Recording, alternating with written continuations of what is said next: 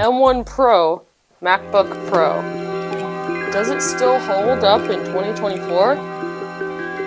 First off, let's just look at some of the things that we have here.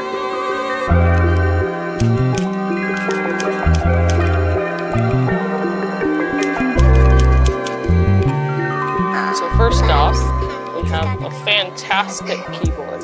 I mean, this keyboard is absolutely great for anything you're doing. It's one of the best membrane keyboards that I've ever used, in my opinion. Here's a sound test.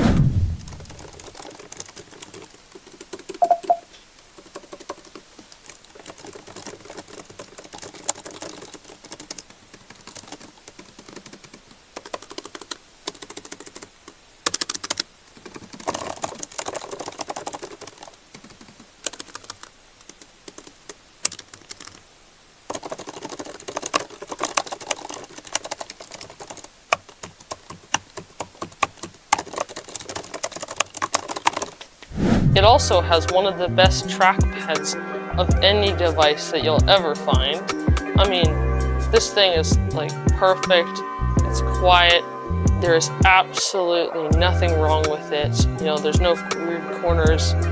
Everywhere you are, it presses, it tracks really well. I mean, this keyboard and trackpad are some of the best that you can find. Another thing that I think is some of the best in the industry is the speakers.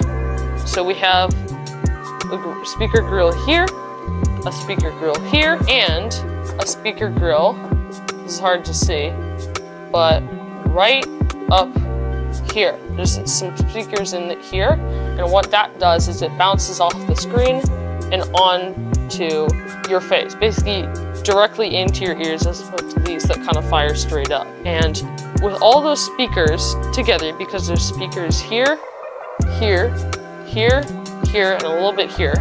It's basically a quad speaker setup. And that together creates an amazing sound experience when you're watching content on this thing. I mean, movies and TV shows and YouTube videos could not sound better on this machine.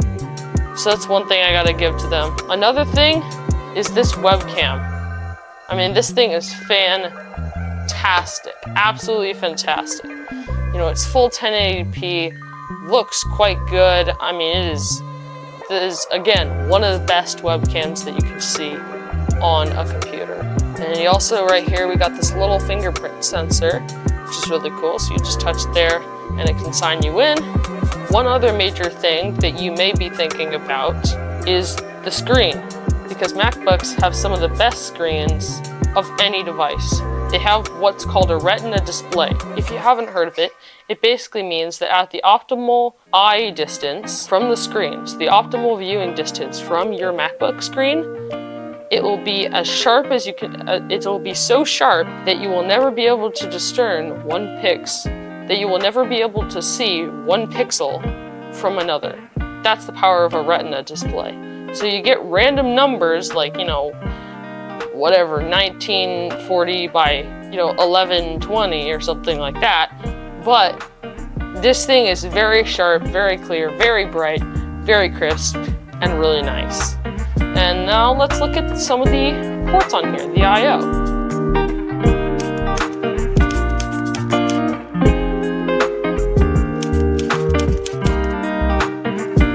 So for the right side, we got a full-sized SD card slot, which I love. This is really good, especially when you're editing videos on this thing. I mean, it is super nice to not have to use an adapter or anything. Then we have one USB-C and a full-sized HDMI. It's pretty nice. Then on the other side here, we have some different I/O, but basically pretty simple stuff. So we got the headphone jack right here, 2 more USB-C ports, and lastly, a MagSafe charging port, which leads me to my last point about this thing. MagSafe is awesome. I just love the magnetic charging capabilities of MagSafe, and it's just so satisfying to feel and hear it click in. It's just a really nice system overall, and so that's another thing I gotta give to them. now it's time to talk about the thing that you will all definitely be wondering about. The power of the M1 Pro chip. So let's talk about it.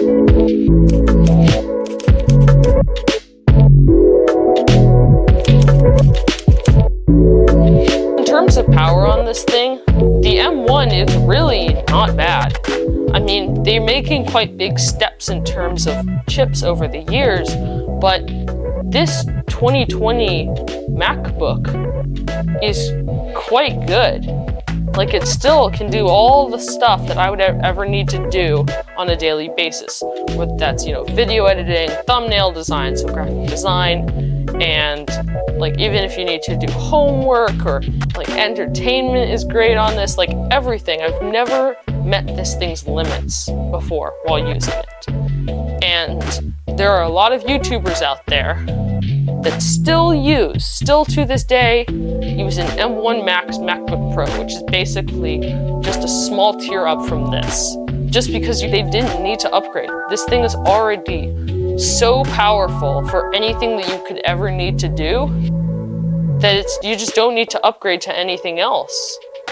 And that is what I've noticed throughout using this thing.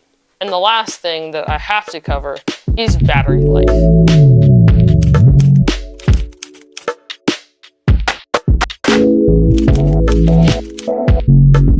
Battery life on the MacBooks is a huge thing because their whole point, the whole goal of Apple Silicon is to be as power efficient as humanly possible. And so this thing has to have really good battery life, like record-setting battery life. And it does. It does have really, really good battery life. I've used this thing on a full charge for 2 days of use, and from that, I have gotten all the satisfaction I need out of this thing and all the use out of this thing. Obviously, I charge it whenever I need to, but I rarely need to charge it. I mean, this thing's battery life is really, really, really good. That's one of my favorite traits about it. Now for the final answer to our question. Does this thing still hold up to this day in 2024? Absolutely. This thing is super powerful, very power efficient, can do everything I need it to do. It has great components, great keyboard, great mouse, great speakers, great screen, great webcam. This thing is pretty light. I took it on a trip in my backpack recently, and my backpack felt so light. I had quite a lot of stuff in my backpack. And this was one of the main things that I brought in it. And this thing just felt so light. So should you buy it in 2024? If you already have this MacBook, don't upgrade. But I would suggest maybe getting a better MacBook if you're new to it. That's it for this video, and I'll catch you in the next one. See ya.